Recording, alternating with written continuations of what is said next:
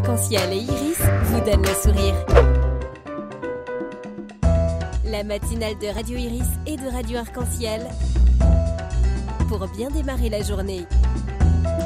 Voilà, on continue nos petits matins de Noël. À l'instant, on écoutait Madison. On vous en parlait de ce groupe hier avec leur titre Noël, Noël. Donc, c'est un tout nouveau titre qui vient de sortir en lien, bien sûr, vous l'avez entendu, avec les fêtes de fin d'année.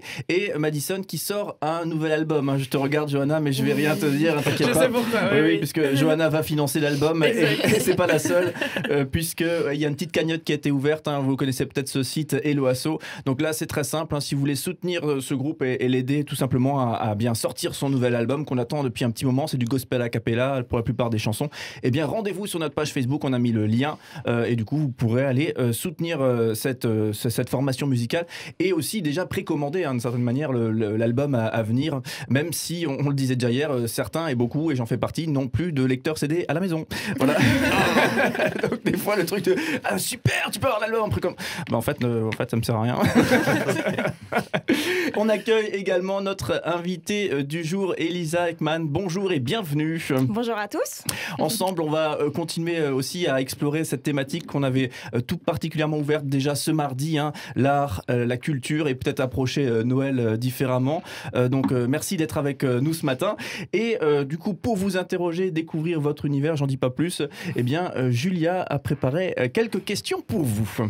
Donc bonjour Elisa. Bonjour Julia. Merci beaucoup d'être venue, ça n'a pas été trop difficile le réveil. Ah ça change, j'ai plus vu de réveil depuis le confinement, là ça fait un petit peu mal ce matin. Ah je comprends bien. Ah bah je lui ai dit à Elisa Ekman, rendez-vous de 7h à 9h, elle me dit est-ce qu'on pourrait pas faire 8h? Ça une grappiller une heure ou deux, c'est pas là. Mais vous avez bien raison.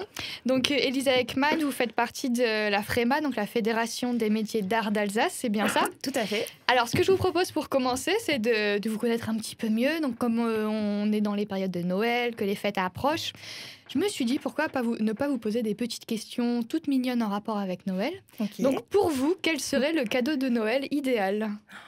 Alors un cadeau que je pense depuis quelques années, c'est une création d'une céramiste qui s'appelle Yun Young Song, qui a son atelier à Strasbourg. Et en fait, c'est un presse-agrumes. Et en fait, j'ai craqué dessus lors d'une expo il y a quelques années.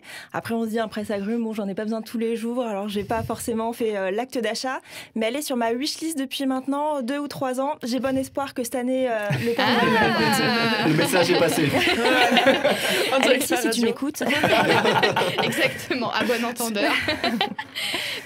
Ensuite, quel serait pour vous le repas de Noël idéal? Repas de Noël idéal. Des nems en entrée, je sais, c'est un petit peu c'est pas atypique, classique. mais Je suis totalement d'accord. Voilà. Des nems matin, midi, soir. Goûter, voilà.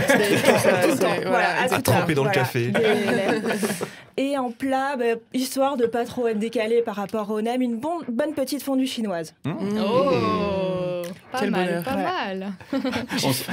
J'allais dire, on sent les gens qui sont levés très tôt et qui commencent déjà à avoir faim. Je commence à... Johanna arrive au bout là. Et comme cette année on peut pas voyager, on se dit allez, un petit peu d'exotisme dans son assiette, ça peut être pas mal. À fond. C'est une bonne idée.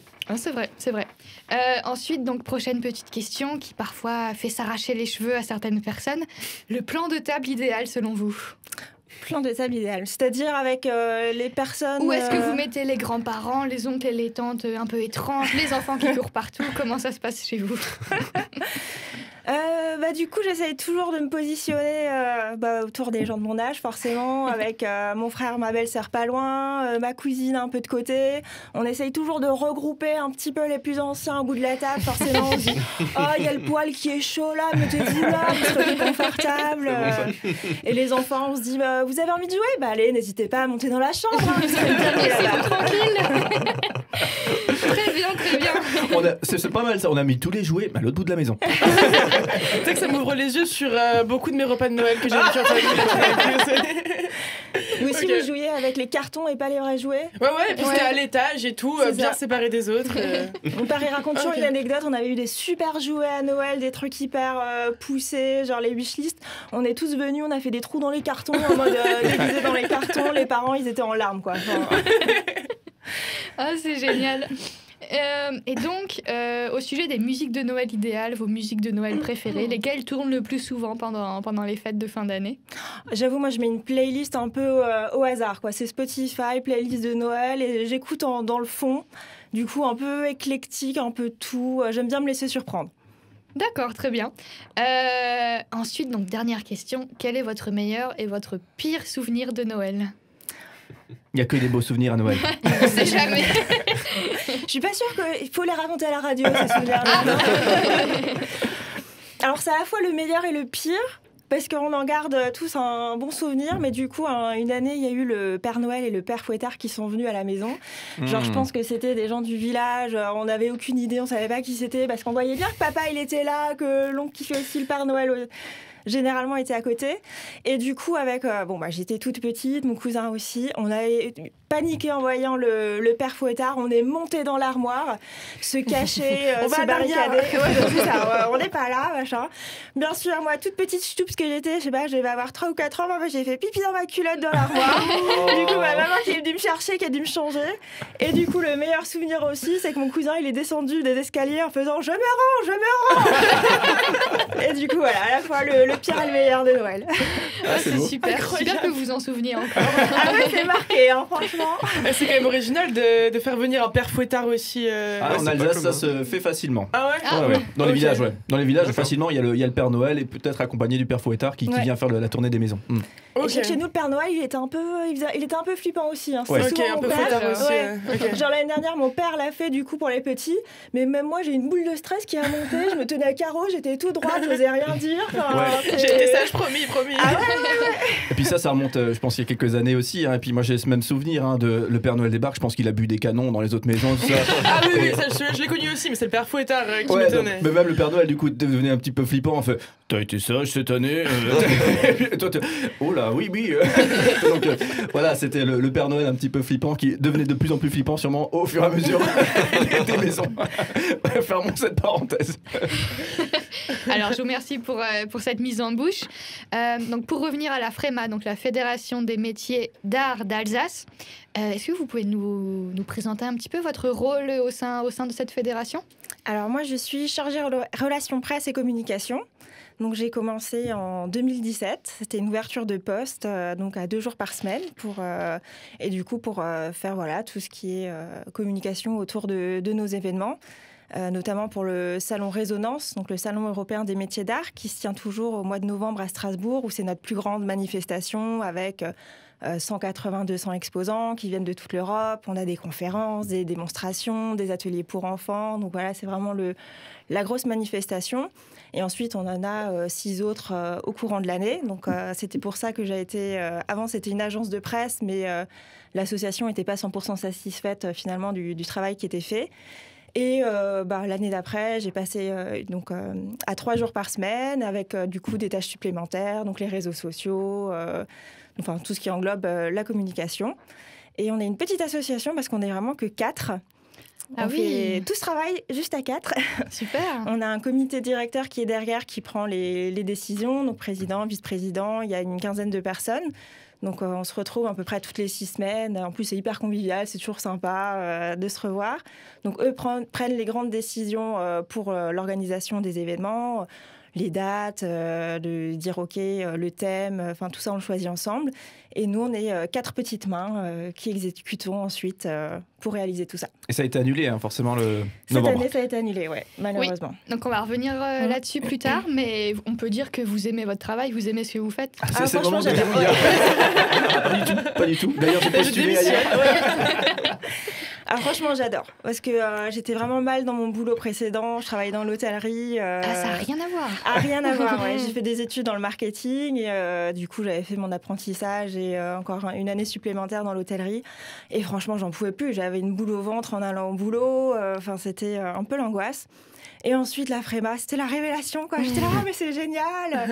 On est une super équipe, on est 4, on est hyper proches. On a notre petit groupe WhatsApp avec les petits gossips métiers d'art. Franchement, du coup, c'est hyper agréable. On a envie d'aller au boulot, on rigole tout ensemble, c'est convivial. C'est ça. Et en plus, le contact avec les créateurs, pareil, c'est un environnement qui est hyper stimulant, tout le monde est hyper avenant, a envie de faire découvrir son travail, tout le monde est hyper sympa, tout le monde se tutoie, c'est hyper agréable en fait. Bah c'est ça en fait, quand on est content d'aller au boulot, comme on dit, c'est presque comme si on travaillait plus en fait. On est tellement heureux que ça devient c'est une vraie passion. On a envie de s'investir à fond dans l'organisation des événements. Nous on est au taquet là, depuis le matin jusqu'au soir, les pieds en compote, mais on est contente d'être là quoi, donc c'est chouette. Super, alors maintenant si je vous dis, alors j'espère que je ne vais pas faire de faute de prononciation, Petit Palace. Petit Palace. Si je vous dis donc Petit Palace, Elsa Truc, Charlotte Heurtier ou encore Les Infondus, est-ce que ça vous parle ? Ah, tout à fait. Alors, qui sont ces personnes ? Qui sont ces noms ? Quels sont ces noms, en fait ? Alors, c'est des noms de créateurs qui participent à nos manifestations, notamment à Ose le Noël des métiers d'art. Donc, pareil, c'est une manifestation qui devait se tenir là au mois de décembre, à l'Aubette. Donc, vraiment pour trouver ces petits achats de Noël, les petits objets cadeaux, pour faire plaisir à ses proches. Et malheureusement, vu le contexte, on a dû annuler la version physique. Et du coup, on a fait une édition virtuelle de ce salon, donc qui est disponible sur le site de la FREMA, donc FREMAA. Il y a 2 A. Oui, c'est ça. Pour les intimes. Non, mais bon. FREMA. C'est ça, la FREMA. Et donc voilà, on a fait une vitrine virtuelle où les 50 exposants du coup, peuvent montrer leur savoir-faire, leur univers avec des photos, les prix des pièces, les dimensions, les matériaux pour vraiment donner une petite idée de ce qu'ils font. Et l'idée, voilà, il y a toutes les coordonnées, c'est de les contacter pour justement faire l'acquisition d'une pièce. Pourquoi pas, voilà, pour les offrir à Noël ou se faire plaisir à soi-même. Et ça fonctionne ? Il y a une rencontre publique Alors, on a déjà des retours qu'il y a des ventes. On a déjà fait ça pour le Salon Résonance. Donc, on avait démarré pour le Salon Résonance le 6 novembre. Et là, pour Ose, c'était le 4 décembre. Donc, tout ça, c'est en ligne jusqu'au 31 décembre pour vraiment laisser le maximum de temps aux gens de pouvoir regarder, de se connecter. Et on a déjà des retours, effectivement, de vente, de prise de contact. Alors, forcément, moins que si le salon s'était tenu. Parce que là, les gens, c'est concentré. Et puis, c'est l'achat coup de cœur aussi, beaucoup, avec les métiers d'art. On voit quelque chose, ça nous parle, du coup, on a envie de l'acheter. Le côté virtuel, il y a moins de pièces déjà qui sont visibles. Tous ne font pas l'action de se dire est-ce que vous pouvez me montrer ce que vous avez d'autre ? Parce que ça, j'aime bien, mais est-ce que vous avez quelque chose d'autre ? Donc, Oui, puis valoriser numériquement son objet d'art, ça ne doit pas forcément être facile non plus. J'imagine qu'il faut les belles photos. Oui, c'est ça. C'est pas forcément simple non plus. Donc, juste pour être très concret, si je cherche encore un cadeau de Noël, imaginons, chérie, si tu m'entends, imaginons, je cherche encore un cadeau de Noël, je me rends tout simplement sur le site de la FREMA. De la FREMA, oui. Soit sur le site du Salon Résonance, soit sur le site de la FREMA, ou même les deux, parce que du coup, c'est complémentaire. Il n'y a pas les mêmes créateurs qui sont sur les 2 éditions virtuelles. Et du coup, vous voyez tous les exposants, vous cliquez dessus, vous voyez des photos, il y a toutes les coordonnées, il y a tout ce qu'il faut pour pouvoir faire ces petits achats de Noël. D'accord.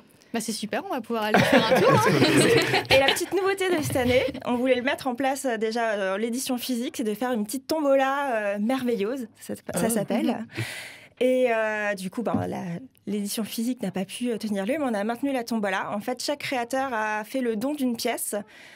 Du coup, ça va de 30 à 580 € de la valeur des pièces pour cette tombola. Donc, on a 54 pièces et la FREMA offre aussi 20 entrées pour le prochain Salon Résonance, donc qui aura lieu en 2021. Et du coup, donc voilà, c'est une tombola, c'est 5 € le ticket. Comment est-ce qu'on participe ? On est joueurs ici. Pareil, c'est sur le site de la FREMA. Donc, dans l'édition virtuelle de Aude, il y a la petite partie tombola. Et du coup, ça se passe via Hello Asso, justement. Je crois que Johanna connaît bien, non ? Exactement, oui, c'est mon dada maintenant.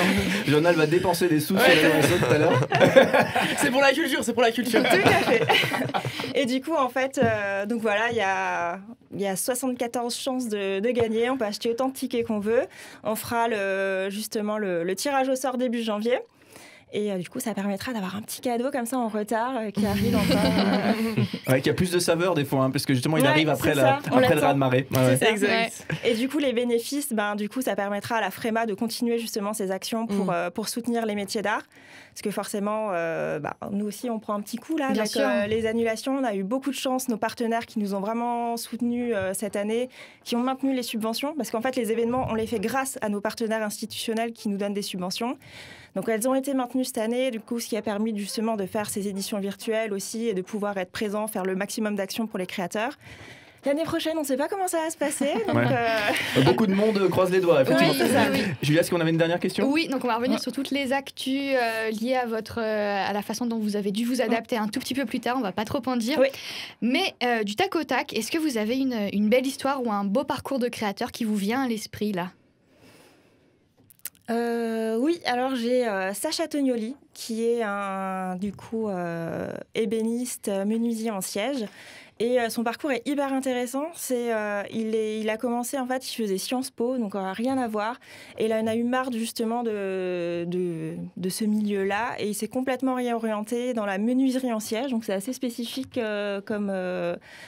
comme métier déjà. En siège, pardon ? Oui, menuiserie en siège. Qu'est-ce que ça veut dire ? Donc c'est la création ou la rénovation de sièges, des chaises. Ah, ok, ouais, voilà. tout simplement. Ouais, c'est d'accord. ça. Mais du coup, c'est vrai que c'est assez spécifique. Il n'y a pas beaucoup de formation. Enfin, il n'y a pas beaucoup de gens qui font ce métier.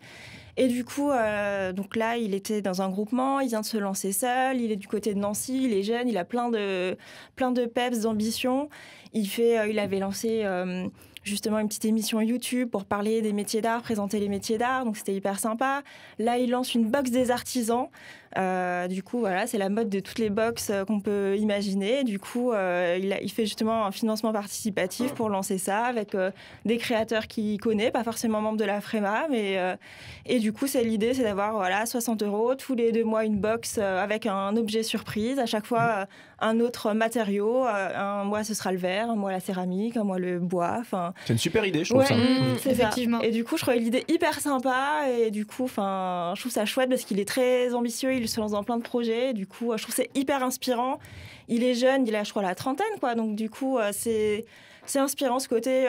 Voilà, mon métier ne me plaît pas. Je change du tout au tout. Je m'investis à fond. Je lance des projets. Enfin, voilà, je trouve ça. Il est courageux, ouais, hein. C'est ça. Alors, est-ce qu'on peut rappeler son nom une dernière fois ? Sacha Tognoli. Sacha Tognoli. Vous pouvez le trouver. Il est membre de la FREMA. Donc, vous pouvez encore une fois trouver sur le site de la FREMA. Mais il y a tout sur ce site, c'est incroyable. Alors, merci beaucoup, Lisa Ekman, d'être avec nous ce matin dans ces petits matins de Noël. En plus, il y a peut-être même un petit pincement au cœur chez nous, puisque c'est le dernier petit matin de Noël de la série. Hein. Ouais, je sais.